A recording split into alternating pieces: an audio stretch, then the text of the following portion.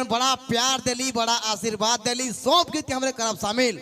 लेकिन समिति बटले विशेष फरमाइश है कि अंगनई गीत, करम वाला गीत, जितिया वाला गीत हमरे कर लोक गीत होए चाहिए। हमरे वैसन वाला गीत कर बाद साथ ही शुरुआत करो कर पसंद और फरमाइश कर साथ, जो कि हर पसंद और फरमाइश रौरे कर साथ हवेला जब हुलास महतो म्यूजिकल ग्रुप रोमन कर साथ हवेला।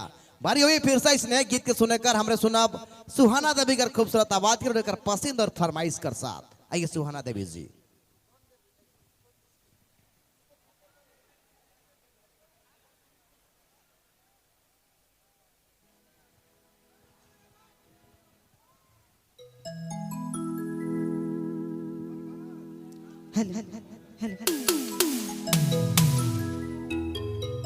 जितने भी संगीत प्रेमी भाई बहन माए बाप सबके तहे दिल से झारखंडी जो है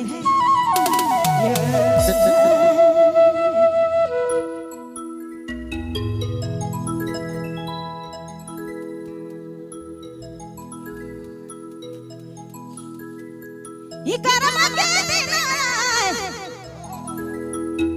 ये गोया ना भेटा रे कैसे खेला बसंगी